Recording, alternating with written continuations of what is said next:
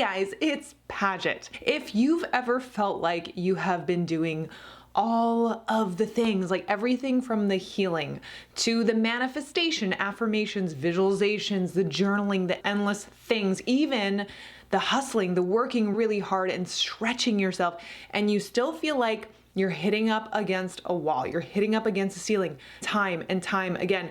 Trust me, I know, I was there. I was there for over 10 years doing every single thing. I was doing, by the way, all the action as well as the manifesting and the healing and the visualizing and all the things. And I wasn't really getting anywhere. So in this video, we're gonna get into why this happens and the 4 main identities that we end up trying to manifest from that's actually keeping us from being able to manifest. But I want you to know that you are not alone. You are not broken, because that's definitely what I felt like for the longest time. I thought there was something wrong with me. I thought, okay, God just unfortunately gifted me with a big dream and not much to be able to support it.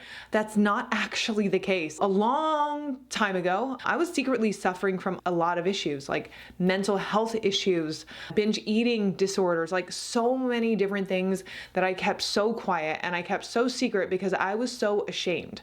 I was ashamed of who I was. I was ashamed of not knowing where I was going or who I was becoming, or not even understanding like what is my purpose in life, just feeling so incredibly disconnected from myself, disconnected from life. It honestly feels like a lifetime ago, even though it wasn't. And now I'm here talking to you, and you're here listening to me, okay? And never in a million years did I actually think that I would be in the position to be able to talk to you right now. So firstly, I just want to say that no matter where you are at, I really want you to hear this right now, because maybe you need to hear this. It is not an indication of your potential, okay? It is simply not. If you even listen to the greats, the quote unquote greats, who are really owning at life, and it seems, oh my God, they've reached such incredible pinnacles of success. If you actually listen to their story, they've often reached the lowest of the lows. Even if they don't really talk about it that much, they've often reached the lowest of the lows before their breakthrough. Now, here's the thing though, they broke through. So this is the important distinction, however, that we need to get really honest with ourselves about. Are we willing to break through?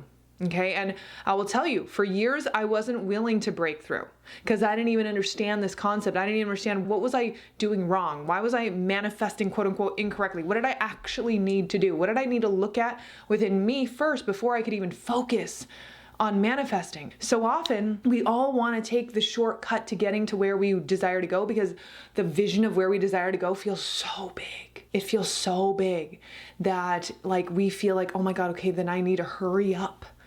I need to hurry up to get there.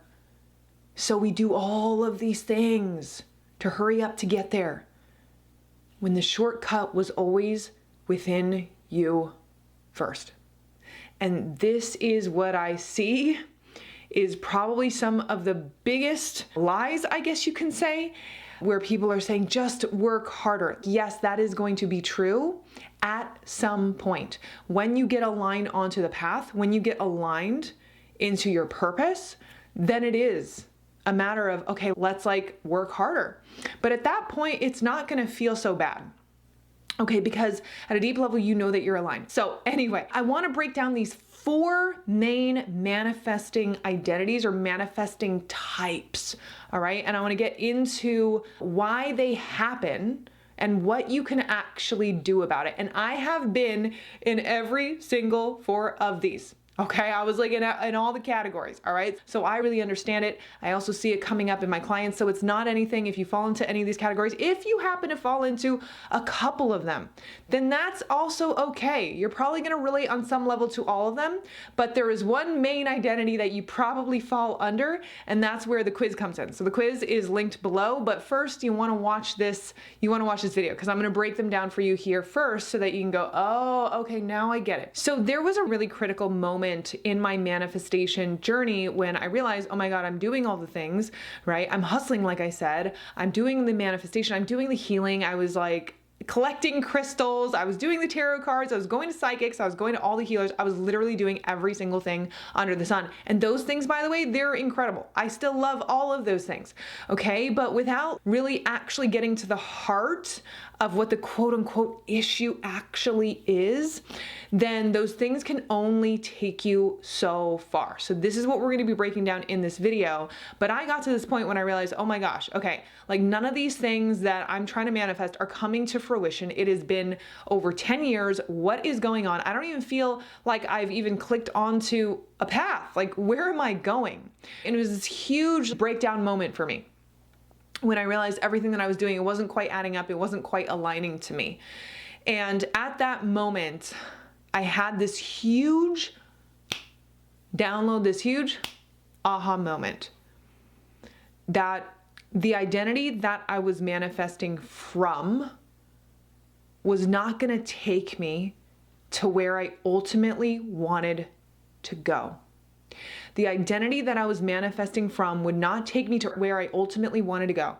The identity where I carried so much fear in myself, in my body. Okay, my nervous system was out of whack. I carried so much fear of persecution, fear of judgment. Okay, I carried so much low self-worth. I was unable to speak up for myself. I was unable to show up, let's say in social, really simple social interactions with a normal level of confidence. I was always second guessing myself. Deep down, like I knew I had something, but when I'd actually show up in the world, it was not matching. It was a no matchy. Okay. And this were all like, oh, okay. Yeah. If someone dropped this big opportunity that I want on my doorstep tomorrow, would I be a match to it? And when I was being super honest with myself, the answer, unfortunately, was no. Okay, so let's get into the 4 identity types that you might be manifesting from very unconsciously. Okay, so number 1 is the over-functioning achiever. Okay, this is where you're trying so hard. You're literally doing every single thing, but from this fear, from this deep sense of I am not enough, so I need to overdo every single thing. And I'm doing it from this pressure, right? I'm doing it from this pressure of proving as opposed to from this determination of knowing, which are actually 2 very different things, because you can do the same thing, driving something forward from a place of knowing, from a place of true confidence, and from a place of true self-worth. And that is more of the divine masculine energy. Or you can do something from a place of, I'm never going to get there. And this is when I just have to keep going. Otherwise, if I stop, what's going to happen? Okay. So there are actually 2 different energies that we can act from, and the end result is going to be reflected by the energy it's coming from. Okay, so when I think about the overachiever or the over-functioning overachiever, I look at it like this. There's someone at the bottom of a great big hill. And that person at the bottom of the great big hill is doing all the things to run up the hill. Oh my God, they're running up the hill, running up the hill, running up the hill. They get to the top of the hill and they're like, wait a second, this isn't the right hill. So they spend all of this effort trying to run up the wrong hill. Okay, and then they're like, oh my God, okay, that. So then they run up the other hill and they're like, okay, now, and then they run up the other hill and they never actually stop to look at where they're trying to run up the hill from. Again, like I said, you can run up a hill. Okay, but if you're running up a hill with certainty, you know you're running up that hill and you know it's the right hill. If you're just trying to run up the hill because that is just like what you've been conditioned to do, maybe from childhood, feeling like you need to be an over-perfectionist, feeling like you constantly need to do, then you might be running up some wrong hills that aren't necessarily aligned. And that is where people get burnt out, or this is where people feel like they're doing so much and they're not getting anywhere. So I'm going to give you an example for me. So for me, I was pursuing acting for the longest time. And if I'm being honest, yes, I loved acting. For sure, there was a part of me that truly loved it. But there was also a bigger part of me that was like, wait a second, I've been trying to do this thing for 8 years. If I turn around and I realize that this isn't necessarily a thing, I would have quote unquote wasted 8 years of trying to run up this hill unsuccessfully. So there was a really big part of me that was, again, didn't even want to admit that I was running up the wrong hill, that didn't even want to take the time to reflect. But if I was actually completely honest with myself and I took a moment, because there were a few moments when I did this and I'm like, hey, I'm working really hard, doing all the things, but is this hill even mine? Going to all these auditions, getting so much rejection, and like going to audition after audition, spending my days driving to auditions, preparing for auditions. Is this hill really mine? Because that hill could 100% be someone else's hill. It could be the right hill that they're meant to run up. But is this my hill that I'm meant to run up? And sometimes when I would actually be really honest with myself in those quiet moments when we're reflecting on our lives, there was a little part of me that was like, okay, even if I got the acting career that I truly desired, like at a huge level, I think I might have even admitted this to my husband. I was like, I don't think that's all I would want to do. Like, even if I got to the highest level, I just always knew that wasn't the only thing that I would want to do. I would want to do other things. Like, actually, my bigger vision was, once I get there, I'm going to actually parlay that into doing all these other things. So do you ever have that moment where you're like, you think about the thing that you've been manifesting or trying to get, and then actually you're really thinking about what that's going to open up for you?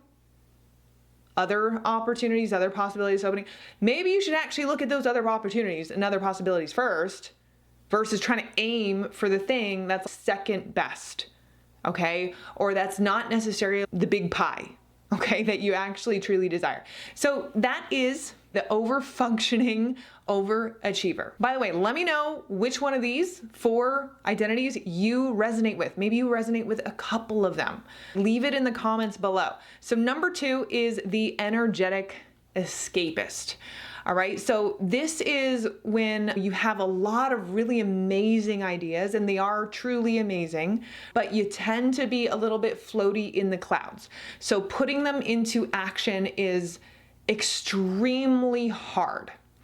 And I have definitely been in this situation. I remember, my husband definitely remembers this. There was a huge phase, there was this whole phase, right, when I was buying all the crystals that I could afford. I bought all these tarot card decks, but what was happening is I was using spirituality really to escape myself on some level, right? Like, I have these huge dreams of what I see as possible deep down in my soul, but when I thought about actually creating it, it felt really overwhelming because I'm like, hold on.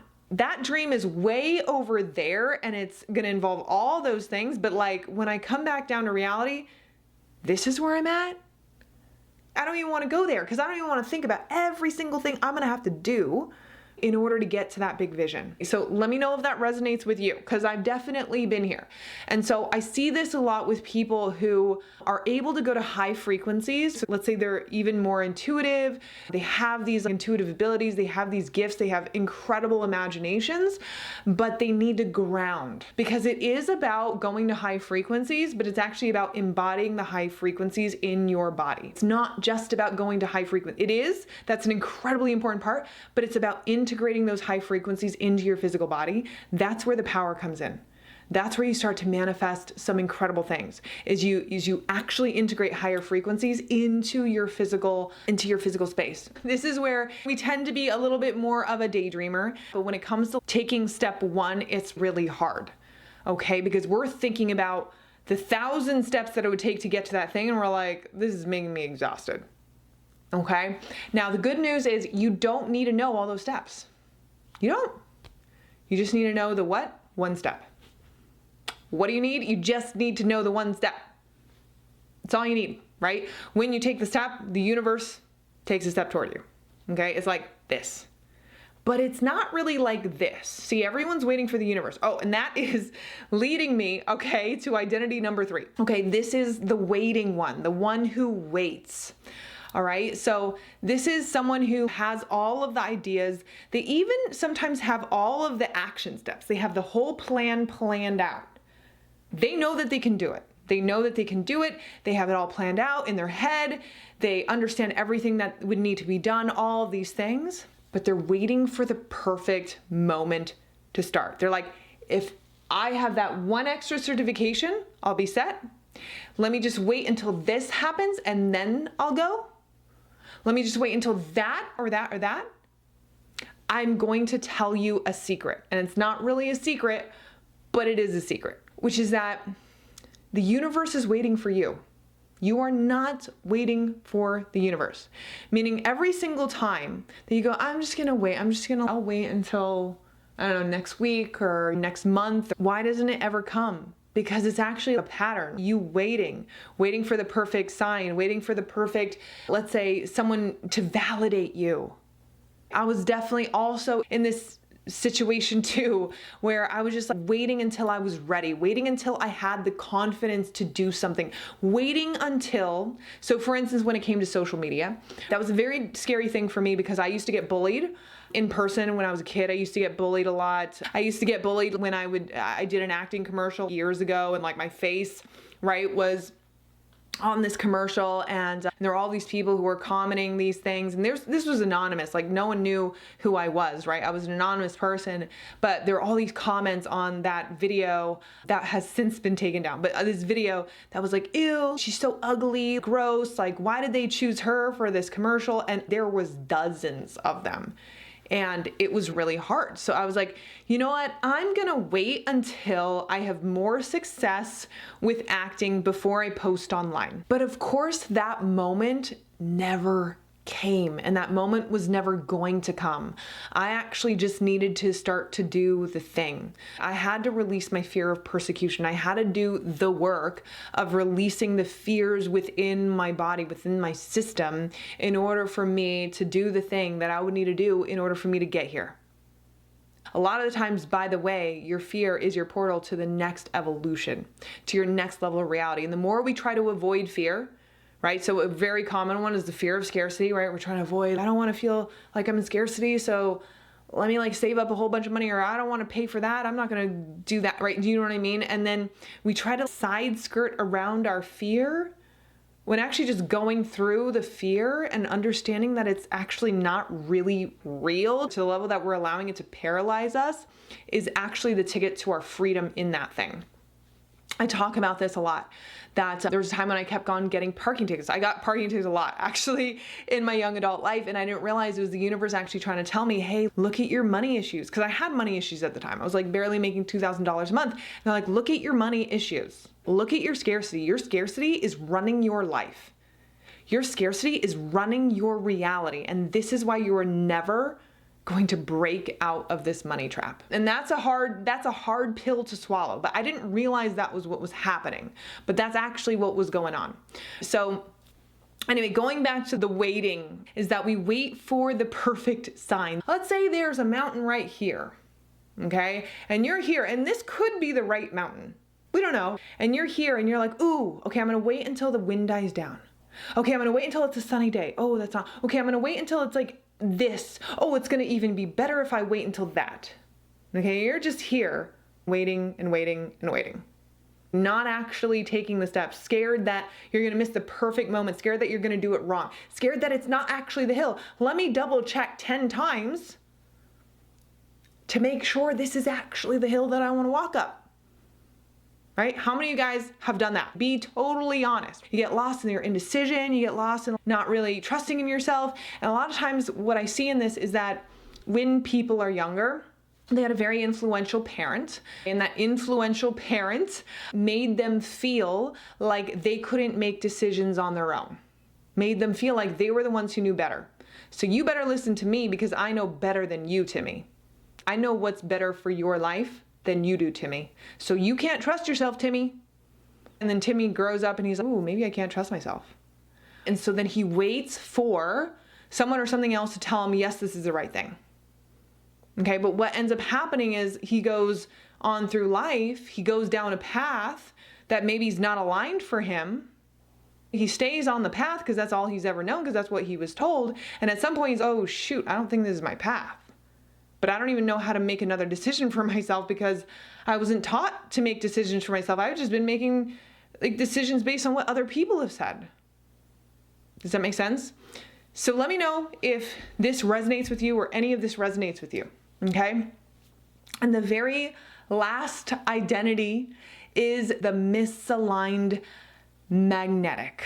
So this is when you have done all of the work. You are literally checking off every single box. Okay? In fact, and I'm just saying this because this is definitely where I have been before, okay? In fact, you might even have a little bit of a spiritual ego. You might go, yeah, those people aren't really awakened like me.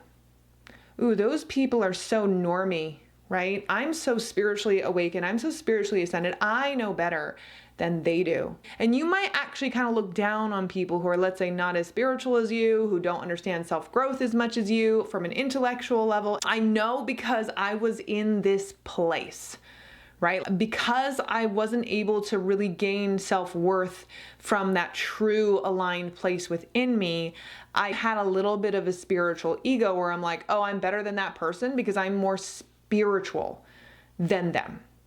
Okay, so do you know where I'm going with this? Because if this is you on some level, that means you have unconscious blocks or energies that are feeding your ego. Okay, that you are not willing to let go of, or you're not actually willing to see yet. Okay, because during this time of the spiritual ego, I needed that. I needed to feel like I knew better because it gave me a certain sense of self-worth. And because I didn't understand how to get myself sense of self-worth somewhere else, or like within myself rather, I had to get it somewhere else, right? I had to fabricate it through like having a spiritual ego. And it was an important step for me. But that was definitely a bypass. That was definitely a version of a bypass where I wasn't willing to actually look at myself honestly. Okay, and I wasn't willing to look at like, why was I actually doing that? And so what happens is if you operate from this place, yes, you're very good at seeing other people's patterns. You're very good at diagnosing other people and like even diagnosing some of your patterns. But when it comes to really deep unconscious stuff within you, the deep unconscious stuff that those of you who've worked with me before, you know how deep it goes. Oh, that's a pattern. You're probably still operating with certain blind spots. Blind spots that you think are so inherent to who you are that you don't want to look at them, but they're just patterns. They're just energies. They're just blocks. But you're just not ready yet to look at them, to face them head on. And that's okay. But this is just, again, gaining that level of awareness because I'm telling you, I was here too. I was able to diagnose every single other person, but I still wasn't able to face my own low self-worth. I still wasn't able to face my own self-doubt. I still wasn't able to face my own fear. And one of the great equalizers around this is action. So at the time, when it came to me having trouble manifesting and I was doing all the healing and I was doing all that stuff, part of my ego death was realizing that when I showed up to an audition, I was nervous. I couldn't even show up to an audition and feel comfortable in my skin. I don't even know like where I was. I'd go into an audition, there'd be like a casting director, there'd be cameras, and I'd be like, oh my God, where am I? What were my lines? What was I supposed to say? It got so bad that one time my manager called me after an audition and I was still hopeful. This is how, in a weird way, delusional I was, which was also cute. But I was like, how did I do? And she's, what happened? Because the casting director told me that my pitch to get you into that room was better than you were. I was still, even though I knew I was incredibly nervous, I didn't realize how big of a gap that was. And I was like, oh my gosh, so if I got that role tomorrow, I don't think I would be ready for it. If I can't even show up in a room full of people that I know or strangers and feel confident and comfortable in my skin, then maybe I'm not actually energetically a match to the life that I want. This is what I say all the time. Every single time before a quantum shift for me, the thing doesn't feel that surprising. Initially, it might be like, whoa, I can't believe this is happening. But really, very quickly, it's yeah, because I'm already that person, right? I just needed to get on the path of becoming the person and the opportunities come. But so many people, they try to chase the opportunity, okay, while not actually being aligned, instead of being aligned so that they can meet the opportunity. But the universe will present you the opportunity when you're ready. It's the same thing when it comes to love relationships. You have to be energetically ready to receive attract and have the thing. And I mean that at a really deep identity embodiment level, not at a mindset level, not at just a subconscious reprogramming level, not at a thought level, at a deep embodiment level. How are you showing up in your life right now? If you want to be a leader or you want to help other people, are you actually showing up in your life as that leader? Are you actually showing up in your life as the person that people would want to be helped by? Because that's a really important part of the equation. Does that make sense? And now, if this video triggered you, good, let it. But if you want to find out which identity is running the show in your reality, you can take the quiz below. And if you want to take it a step further and actually really apply the laws of the universe in order to create that quantum shift for yourself, that identity shift for yourself, close that energetic identity gap, then you can sign up for the quantum method. It's like ridiculous amounts of value for a very small price. Let's put it that way, because I don't want to give anyone, literally anyone, an excuse. Anyone who feels that they are meant for a life of greatness, I don't want to give them an excuse to not walk that path. And some people are not going to choose to walk that path, and that is 100% okay. But if you want that life, if you want that level of greatness, you got to walk the path of greatness. There is no other way. Ask anyone who's done anything amazing. They walked this path of greatness, of becoming the greatest version of themselves from the inside out. Goes beyond the mind, goes beyond the thoughts, goes even beyond the subconscious. It is a full level embodiment. So I hope you like this video. Hit the like button, hit the subscribe button. Let me know if you liked this video. Let me know if this was helpful for you. Let me know what aha moments happened for you. And if you want to take the quiz, again, I will link it below. Until next time, I will see you all later.